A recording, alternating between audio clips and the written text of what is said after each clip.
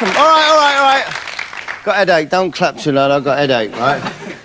You can stay for a little while, but don't make any loud noise. I'll tell you, right busy night last night. I went out with one of the cast of Friends, the program from America, the sexy one, the one with the cute, yeah?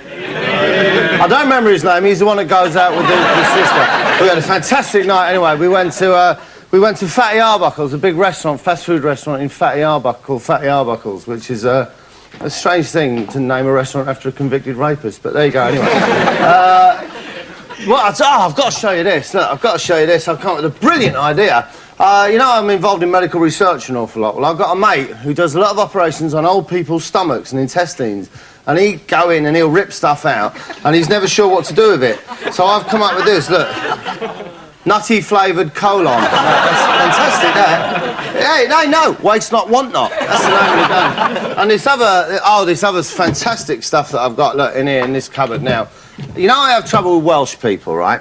I have a lot of trouble with Welsh people. What they do is they come up on coaches and they get off the coaches and they look for... I don't mind them looking through my fence. I don't mind that. But when they climb over the fence and come onto my lawn, right, and start, like, looking at me, and it annoys me. So I bought this product here, which is very good there. It's called Get Off My Garden! And what you do is you go and throw it in their eyes, like that. Magnificent. Here you go, this is fantastic what it does, right? Look, take this, right? Take a picture of the here you go, there's the Queen Mother. Take a little picture of that, right? That's lovely. And then you get a tea bag, right? Get a tea bag, there you go. So you got a tea bag, and it can be the Queen Mother, could be the Queen, could be Prince Edward, any member of the royal family, right? And then, look, put them in there. 22213414112. Bing!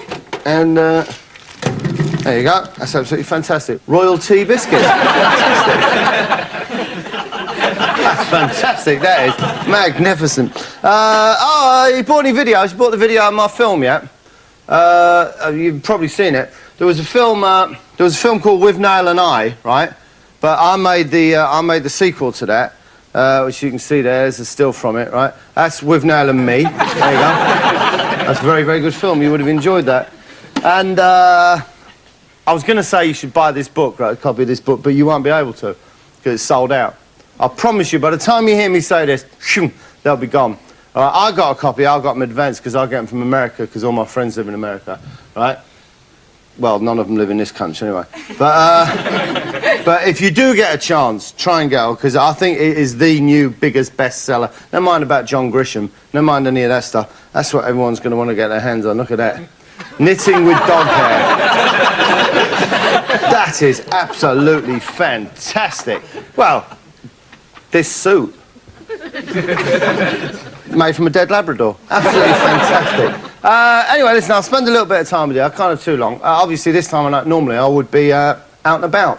I was reading about that woman in the papers, and I think it's terrible what they're saying about her, right? They're saying she's an old slapper, she'll shag anything. I don't think that's right.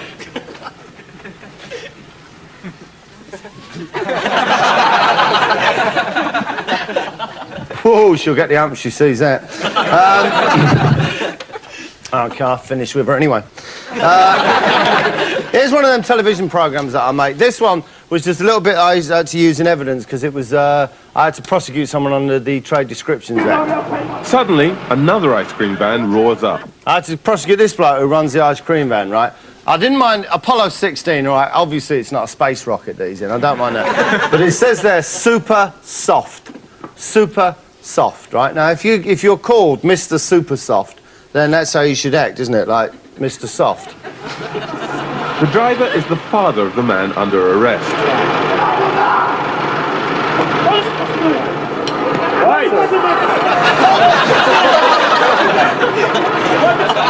Leave him alone. Go, please. What I've done is I've made him change the name of his company now. It's Apollo 16, Mr. Far Too Hard for a Man of them kind of years. And, sorry, can I just finish this off and then we'll crack on? That is good. Sorry, no, you come. I never know when you're going to come round. You turn up. All right, I know. I was in the middle of dinner. I'll tell you what this is, actually. I've been eating this for weeks because I had a big bowl of it. About 2 weeks ago, I was making a television programme down in Devon, and it was about the search for the the beast of Bodmin. This is a big monster that lives somewhere on Bodmin Moor. No one quite knows what it is. And I came across that there. But I'm sorry, I shouldn't eat what I'm talking to, so I'll get on with it. What this is basically is people, well, this woman does it best, describing what the beast is like, what it sounds like. It was a very clear night, still. You could have heard a pin drop. Now, it wasn't a fox. It wasn't that strangled noise of a fox. It wasn't an owl. It wasn't a cow. It was 3 very clear, decisive calls with the odd second or so in between. And after the 3rd call, there was a sort of exhalation of... Exhalation? What kind of noise is that? Almost a whistle, but not quite. And I rushed out here to the piano because I could hear this ringing in my ears. And I pitched it as starting from there. And that is the range, just from there to there. It really makes you... that hair stand on end, really. So there you have it, ladies and gentlemen, conclusive proof that the Beast of Bodmin is indeed Richard Clayderman. It's Richard Clayderman, and of course that's complete nonsense, absolute rubbish. The Beast of Bodmin isn't Richard Clayderman at all.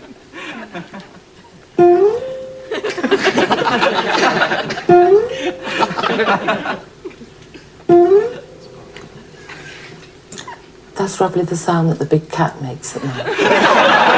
The Beast of Bodmin is Eric Clapton. Everybody knows that. Sorry, I'll leave you with this next bit to see, and I'm going to have a little bit more of my stuff that I brought with me back from Devon. And we've got another caller on Beast Watch. It's Lobster Paul from Porlock. Go ahead, Paul. I was taking the dog for a walk down the marsh one evening, and all of a sudden I saw this black thing. And this thing walked up the side of the hedge and disappeared through the hedge, and that was the last we saw of it. That's very interesting. Sorry, could I borrow your mixing bowl? Oh, hang on. That's the bloke. That's the mixing bowl. That's the bloke. No, I'll tell you what happened. I was down his house, and he makes this stuff. I don't know what it is. It's a kind of a chocolate mousse thing, something. It's beautiful. I hope he's not watching this, because I nicked it. No, he was making it, and I shouldn't know. I better put it away. I shouldn't let him see it. Because I did actually see it. I don't think he even knows that I've got it. What it for? Got a little job in the garden, I guess. Mind to have it back in one piece. It's all a load of rubbish, and there is no beast out there. Then give me a call on 0282 600 602. My wife doesn't allow me to do this sort of thing in the house, but I've collected some droppings from a nearby wood, and I want to see whether they contain any cat hairs. Cats lick themselves, and they do quite often come out inside the droppings. So I put them in this bowl.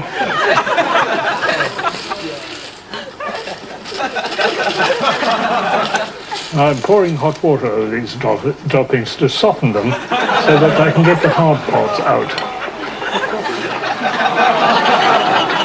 We'll give them a good stir.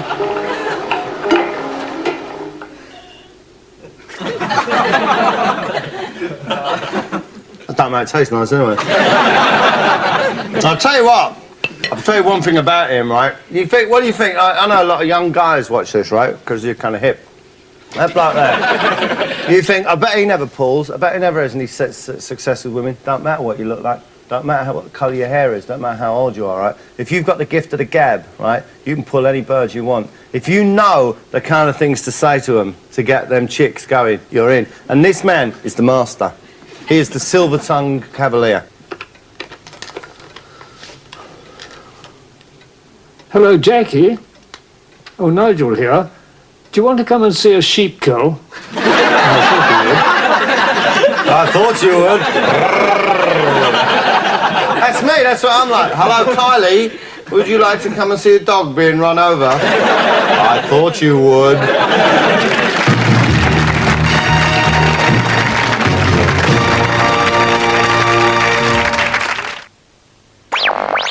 Swap telephone numbers on the line. Thank you. Here I am now in the Hollywood corner. That's my fanfare. This is where all the great and good from the world of show business send me certain things. This is very nice here. It's very, very attractive. I don't know if you can see that. Can you see that in close-up? That's a little clock, and it's surrounded by crabs, lobsters, shrimps, various pieces of sea life. And, of course, it's a gift from me off Daryl Hannah, who starred in the motion picture Splash. She played the part of a mermaid, and she's got the little seafood thing running through that there. And this is the other thing. I think you're going to find this very, very attractive. You look at it and you say, well, what is it? Well, it's a pink Cadillac. Well, who sold you that? Who gave you that? Well, Natalie Cole, obviously, because that was her big hit. Pink Cadillac. Pink Cadillac. And that, but no, don't go away. Don't go away because I haven't finished. Look, wait, look. There's a little calculator, look at that. And Natalie sent that and said, here's a pink Cadillac, but with it, you can add up the moments that we're apart. And so far, it's come to over 11 years, which is quite something, I think. I've got to, what was I showing you? Oh, yeah, of course that was my documentary about the Beast of Bodmin. Right, these are, the next people I'm going to show you are some policemen, right? These were a couple of policemen who'd gone down there in their spare time to try and catch the beast. And they're explaining the various methods that they employ to detect things, to find out things in the course of their police work. At work, we use three types of sort of methods to try and catch something or somebody. The first method is you find a venue and you wait for the robber to go to that venue and you catch them doing it outside the bank. The second method, you find a victim and you spend months following that victim around, waiting for them to be robbed or have their handbags stolen, and then you catch the person that way. And then the third method is whereby you find somebody you've received information that they might be a suspect for that crime, particular sort of crime, and you follow them about 3 or 4 months. Yeah, well, what about method number 4, where you find some bastard you don't like the look up and just fit him up for something they've never done? Oh, sorry. So basically, he's got the Beast of Bodmin. He's got coppers after him. He's got scientists after him. But also, there's another danger to the Beast of Bodmin. There's a real killer lurking out there on his trail.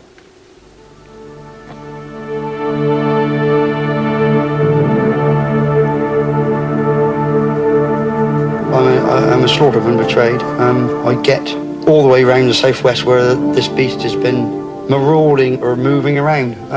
I shoot a lot of bulls, mad cows. I think one day on one of the farms that I shoot and the cat is about, I shall have him. I like to shoot the beast and, you know, have him in my trophy book. I mean, I've got a lot of things in there as trophies, but I think the beast would be the creme de la creme of all of them. I'm going to say, he's a slaughterman. What trophies has he got, right? What's his trophy room consist of, for instance? A cow that died, he had to shoot because it was mad, right? A horse with a broken leg, a couple of chickens and some kittens that he threw in the river in a bag, right? I'm sorry, what's he going to have in here? Here's somebody else as well. I've seen the Exmoor beast. I've seen it twice, and it's definitely a cat, a puma cat. You know, but I just can't, I've been everywhere. I've covered nearly everywhere, in caves, places like that, looking for it. I've seen the tracks, but the Exmoor beast is too clever for me. That Exmoor beast, sir, he's too clever for me. Oh, absolutely, sir. I don't mind telling you that. In fact, most forms of wildlife is too clever for me. No, sorry, this is a man called Johnny Kingdom. Johnny Kingdom, where's his gun? He ain't got one. Where's all his scientific gear? He ain't got it. He don't need it. You know why? Because Johnny Kingdom is an independent filmmaker, like myself, all right? And all he's got to get him in and out of these rough spots is raw courage. Ah, here it is. Information is right, then. Bit gloomy in there, I should think. Oh, get for the beast. I'll stick it. Get this bloody thing right. I suppose I get in there. Yeah, right. Christ, it's bloody dark in there. Now, Johnny has found out about this cave. He's going into this cave, all right? Completely unarmed. Now, what do we know about this cave? Well, we know it's dark, we know it's cold, We know it's wet, and we know that there's a film crew at this end of it. Off you go, Johnny!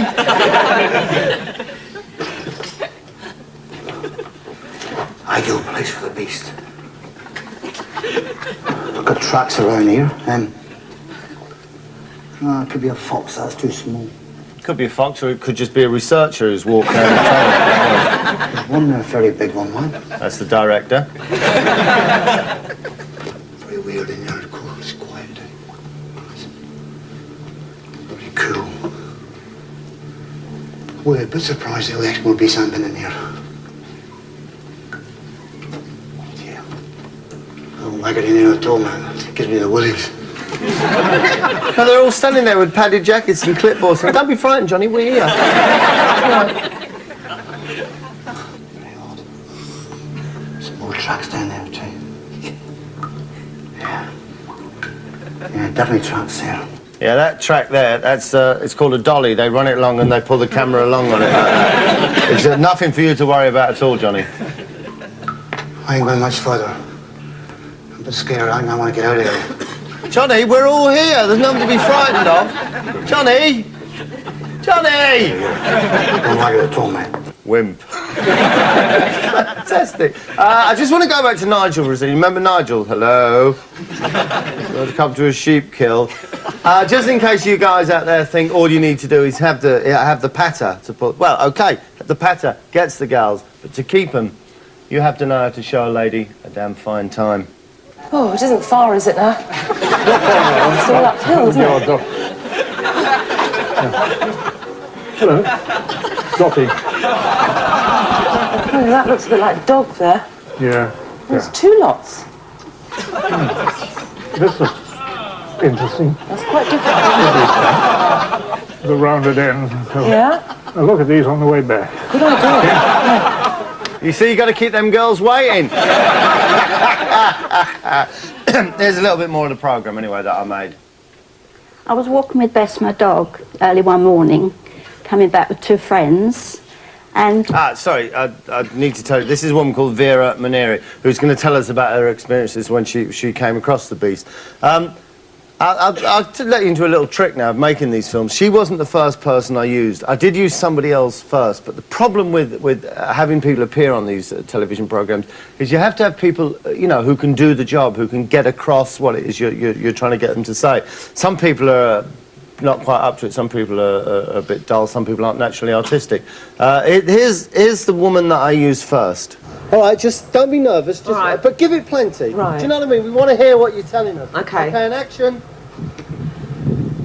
I was walking along with Bess, my dog, early one morning, coming back with two friends, and the sheep were all there as usual. All of a sudden I said, look, this great big animal, light sandy colour, long curly winding tail up there, and just prowling. Cut a second. Could you just give us a little bit? Can you paint us the picture a little bit more, love? Do you understand what I'm saying? What, it wasn't all right? It's fine, but can you paint us a picture? The people out there, look into the camera, the people out there at home, they want to see this cat, they want to see... Right, I'll see. You, all right, yeah, love. I'll do it In again. your own time, don't be nervous, be natural, but... Action. I said, look, this great big animal, light sandy colour, long curly tail, winding up here, just prowling along the steps. It just went up to the top. That's fine. That's fine. Conrad, it's not very good, really, is it? Can we have an old lady? You know the old lady? Can we get her to do it? Do you mind? Give her a shout. We'll go over to her garden and do it. That's fantastic what you've done, love. That's great. Let's go and get the old girl. She's got to do better than that. So basically what we do is we went to Vera's and just gave her the same as just, you know, just try and tell the story with a bit more animation. I was walking with Bess, my dog, early one morning, coming back with two friends, and the sheep were all up there as usual. All of a sudden, I said, look, this great big animal, light sandy colour, long curly tail, winding and was prowling along. All of a sudden, it just went up the top of the field and jumped the whole lot, the gorse bushes, the hedges, everything. Sheep weren't worried in the least. You see, that's more the kind of thing we're after, basically. Here's another programme that I made, right, while we're on the subject of animal documentaries, because that was about... This is about an animal practice. Now, I have to make this very, very clear for legal reasons. This isn't from Animal Hospital, all right, which is the Ralph's programme, which I used to make, all right, but I had to leave because of some legal problems with Chihuahua. But this is from another animal practice programme, which follows the work of vets and things like that. Have a look. All right, well, we can at least sedate him if needs be. Yeah. Vet Simon Thompson has had an emergency call from a cat owner. Really? Oh dear, sounds dreadful. So off he goes, look. Can I just say one other thing, right? Because I value, and please don't spare my blushes. I'll throw this. I made this programme. I do value your judgment as not just as you know as viewers, but as friends. Tell me, is the music over the top? Yeah, all right. I can't imagine how it can manage to catch its foot in the cat flap. Well, he could catch his foot in the cat flap. Watch. The cat with the trapped paw is thankfully just minutes from the practice. What's happened is, I think, that there was a fight between the two cats. She's putting her paw through the door and jammed it in a fight. I see, okay. The owner has been struggling to release the cat from the inside. Look, see it? Can you see at the edge of the paw? On the left-hand side. Yeah. How on earth he managed to get it? But he hadn't thought of lifting the flap from this side.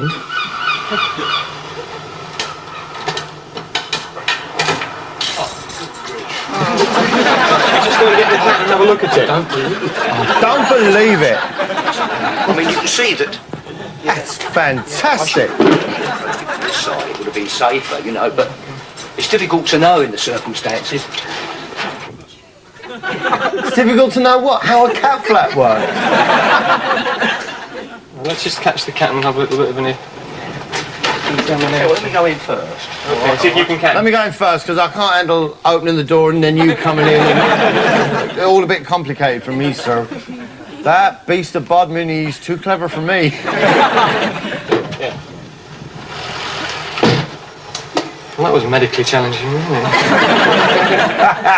There you go. Anyway, look, I'm sorry, time's kind of run out. I've got to go. I've got to go out, right? For two reasons. A, because Chris Quentin, who used to be in Coronation Street, is waiting to meet me, and we're going to go down McDonald's and have a thick shake. Thick shake, all right, mate? And secondly, because I suddenly just I can go out, because it's amazing. I've discovered that the front door, if you turn the knob and pull it, it opens. Fantastic. See you later.